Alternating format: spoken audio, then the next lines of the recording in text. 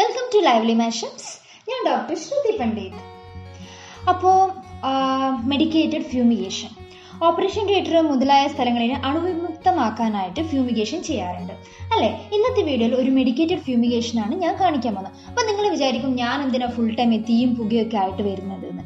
നമുക്ക് എല്ലാവർക്കും അറിയാം, കുന്തിരിക്കോ മഞ്ഞളൊക്കെ ഇട്ട് മഴക്കാലങ്ങളൊക്കെ നമ്മളെ വീട്ടിലൊക്കെ പോയിക്കുന്നത്. പക്ഷേ ഇതറിയാത്ത കുറേ ആൾക്കാരുണ്ട്. അവർക്ക് വേണ്ടിയാണ് ഇന്നത്തെ വീഡിയോ സ്പെഷ്യലായിട്ട് ഞാൻ കാണിക്കാൻ പോകുന്നത്. ഈ ജലദോഷം, ചുമ, പിന്നെ അതുപോലെ ഈ പകർച്ചവ്യാധികളൊക്കെ ഉള്ള സമയത്ത് പൂപ്പൽ ബാധയും കുഞ്ഞു പ്രാണികളൊക്കെ അകറ്റാൻ വേണ്ടി നമുക്ക് ഫ്യൂമിഗേഷൻ നമ്മുടെ വീട്ടിൽ ചെയ്യുന്നത് വളരെ നല്ലതാണ്. അപ്പോൾ നമുക്ക് വീഡിയോ കാണാം. ഇത് വേപ്പാണ്. നമ്മൾ ഈ മഞ്ഞളും കുന്തിരിക്കും ഒക്കെ ഇട്ട് പുകയ്ക്കുന്നതിൻ്റെ കൂടെ കുറച്ച് ആയുർവേദ മരുന്നുകൾ കൂടി ചേർക്കുകയാണെങ്കിൽ ആ പുകയ്ക്കലുണ്ടല്ലോ അത് കുറച്ചും കൂടെ ഇഫക്റ്റീവായിട്ട് ചെയ്യാൻ നമുക്ക് പറ്റും. അപ്പോൾ ഇത് നീം, അസാഡിറാക്ട ഇൻഡിക്ക എന്ന് ഇതിൻ്റെ ബൊട്ടാണിക്കൽ നെയിം. ഹിന്ദിയിൽ നീം തന്നെ പറയുന്നത്. ഇത് തുളസിയാണ്, ഓസിമം സാങ്ക്ടം. ഹോളി ബേസിൽ ഇതിന് പേരുണ്ട്. ഇതും നീമും ഒക്കെ നല്ല ആൻറ്റി മൈക്രോബിയൽ പ്രോപ്പർട്ടീസ് ഉള്ള ചെടികളാണ്. പിന്നെ ചെറു പ്രാണികളൊക്കെ അകറ്റാനുള്ള കഴിവും ഈ ചെടികൾക്കുണ്ട്. അപ്പോൾ നമ്മുടെ ഇന്നത്തെ പുകയ്ക്കൽ ധൂപ്പന എന്നാണ് ഹിന്ദിയിൽ പറയുന്നത്. അപ്പോൾ അതിൽ ഇത് കൂടെ ഉണക്കി പൊടിച്ച് ചേർക്കുകയാണെങ്കിൽ കുറച്ചും കൂടെ ഇഫക്റ്റീവാണ് കേട്ടോ.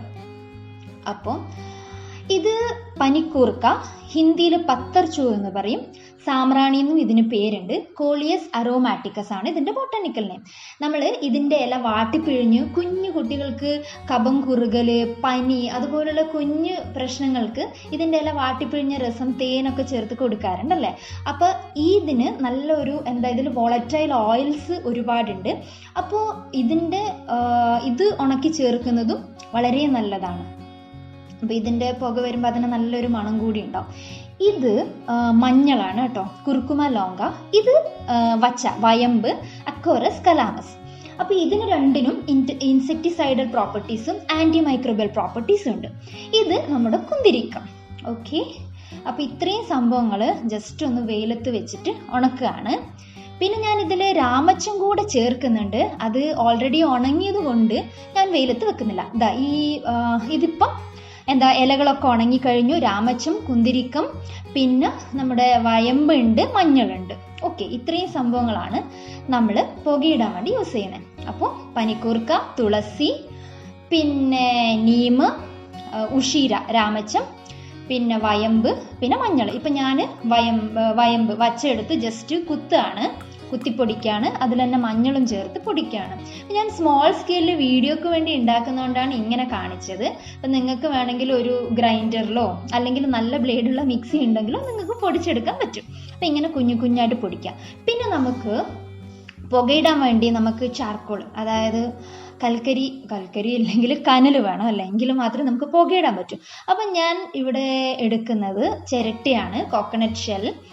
ഇത് നമ്മൾ പരമ്പരാഗതമായ രീതിയിൽ കത്തിക്കുകയാണ്.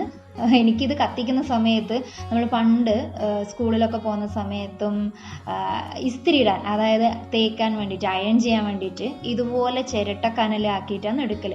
ഇപ്പോഴും കറണ്ട് ഇല്ലാത്ത സമയത്തൊക്കെ അത്യാവശ്യമായിട്ട് നമുക്ക് ഡ്രസ്സ് അയൺ ചെയ്യണം എന്നുണ്ടെങ്കിൽ ചിരട്ടക്കനൽ യൂസ് ചെയ്യാറുണ്ട്. പണ്ട് നമ്മുടെ വീട്ടിൽ കുറേ ആൾക്കാരുണ്ടായിരുന്നു. നമ്മളെല്ലാം ജോയിൻറ്റ് ഫാമിലി, ലൈക്ക് 22 ആൾക്കാർ ഒരുമിച്ച് താമസിച്ചതാണ് നമ്മുടെ തറവാട്ട് വീട്ടിൽ. അപ്പോൾ എല്ലാവരും സ്കൂളിലും ഓഫീസിലും എല്ലാമായിട്ട് പോകുന്ന ആൾക്കാരാണ്. അപ്പം നമ്മൾ ഇതുപോലെ ചിരട്ടക്കനലൊക്കെ ഇട്ട് നല്ല അടിപൊളിയായിട്ട് അയൺ ചെയ്തിട്ട് പോകുന്നുണ്ടായിരുന്നു. അപ്പോൾ ഇത് ഇങ്ങനെ നമ്മൾ ഒരു പാത്രം, ഒരു ഓടിൻ്റെ പാത്രം എടുക്കുന്നതാണ് നല്ലത്. ഇല്ലെങ്കിൽ പിടിയുള്ള ഏതെങ്കിലും പാത്രമാണെങ്കിൽ അതും നിങ്ങൾക്ക് യൂസ് ചെയ്യാം. അപ്പം അതിൽ നമ്മളിങ്ങനെ ചിരട്ടക്കനൽ കോരിയിട്ടിട്ട് ഇങ്ങനെ കോരിയിട്ടതിന് ശേഷം നമ്മൾ അതിലേക്ക് നമ്മൾ പൊടിച്ച് വെച്ച പൊടികളുണ്ടല്ലോ അത് ചേർക്കുകയാണ്. അങ്ങനെയാണ് നമ്മൾ പുകയ്ക്കുന്നത്.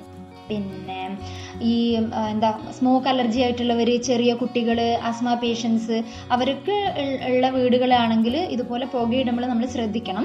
പണ്ട് എൻ്റെ അമ്മൂമ്മ ഉണ്ടല്ലോ, അവർ പെട്ടിയിൽ ഡ്രസ്സ്, സാരികളൊക്കെ ഇങ്ങനെ മടക്കി വെക്കുമ്പോൾ ഇങ്ങനെ പുകയ്ക്കുമായിരുന്നു ഈ സംഭവം. അപ്പോൾ പൂപ്പൽ ബാധ, പിന്നെ ഈ കുറേ ഡ്രസ്സൊക്കെ വെക്കുമ്പോൾ ഒരു മോശം സ്മെല്ലൊക്കെ വരില്ലേ, അതൊന്നും ഉണ്ടാവാറില്ല കേട്ടോ.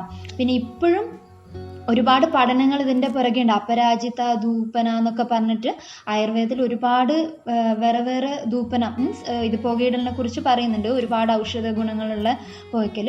അത് ഫംഗസ് ഗ്രോത്തും പിന്നെ വേറെ മൈക്രോബ്സ് അങ്ങനെയുള്ള ഗ്രോത്തിനൊക്കെ ഇൻഹിബിറ്റ് ചെയ്യുന്ന, അതായത് ഗ്രോത്തിനെ കുറക്കുന്നുണ്ട് എന്ന് ഒരുപാട് പഠനങ്ങൾ തെളിയിക്കുന്നുണ്ട്. അപ്പോൾ നമ്മുടെ വീട് അണുവിമുക്തമാക്കാനുണ്ടല്ലോ ആഴ്ചയിൽ ഒരു തവണ നമ്മൾ ഇതുപോലെ പുകയ്ക്കുന്നത് നല്ലതായിരിക്കും. നമ്മൾ നേരത്തെ പൊടിച്ച് വെച്ച സംഭവങ്ങളുണ്ടല്ലോ അത് നമ്മൾ ഇതിലേക്ക് ഇടുക. എന്നിട്ട് എല്ലാ മുറിയിലും കൊണ്ടുപോയിട്ട് പുകയ്ക്കുക. വൈകുന്നേരം ആകുമ്പോഴത്തേക്ക് നമ്മൾ എല്ലാ മുറിയിലും കൊണ്ടുപോയി കട്ടിൻ്റെ ചുവട്, അൽമിര അങ്ങനെയുള്ള എല്ലാ സ്ഥലങ്ങളും നമ്മൾ നന്നായിട്ട് പുകയ്ക്കുക. പുകച്ച ശേഷം ഒരു 10 മിനിറ്റ് എല്ലാ മുറിയിലും പുകച്ചതിന് ശേഷം കുറച്ച് സമയം കഴിഞ്ഞ ശേഷം നമുക്ക് ജനൽ തുറന്നിടാം. പിന്നെ അതിനുശേഷം നമുക്ക് രാത്രി കിടന്നുണ്ടാവും. പിന്നെ ഇത് രാത്രി കത്തിച്ച് വെച്ചിട്ടൊന്നും കിടക്കേണ്ട സംഭവമല്ല. വെച്ചാൽ നല്ല സ്മോക്ക് ഉണ്ടാവും. വയമ്പൊക്കെ കത്തുന്ന സമയത്ത് നല്ല പൊട്ടൻ്റ് ആയിട്ടുള്ള മണം വരും. ആക്ച്വലി ഈ വയമ്പ്, മഞ്ഞൾ ഇതിനൊക്കെ ഉണ്ടല്ലോ ഫംഗസ് ഗ്രോത്ത്, അതുപോലുള്ള മോയ്സ്ചർ കണ്ടൻറ്റ്, ഈർപ്പം തങ്ങി നിർത്തിയിട്ടുണ്ടാകുന്ന ഓരോ മൈക്രോബിയൽ ഗ്രോത്ത് ഉണ്ടല്ലോ അതിനൊക്കെ ഇല്ലാതാക്കാനുള്ള ഒരു ശേഷിയുണ്ട്. അപ്പോൾ നിങ്ങൾ ആഴ്ചയിൽ ഒരു ദിവസമെങ്കിലും ഇതുപോലുള്ള പുകയ്ക്കുക. വീടും നമ്മുടെ പരിസരമൊക്കെ ശുദ്ധമാക്കി വെക്കുക. ഈ വീഡിയോ ഇഷ്ടപ്പെടുകയാണെങ്കിൽ നിങ്ങൾ എന്തായാലും ഷെയർ ചെയ്യുക. Thanks for watch. Like and share ചെയ്യുക. പിന്നെ എന്തായാലും സബ്സ്ക്രൈബ് ചെയ്യുക. അപ്പോൾ വീണ്ടും അടുത്തൊരു വീഡിയോ ആയിട്ട് വരുന്നവരെ thank you. Bye. Stay safe.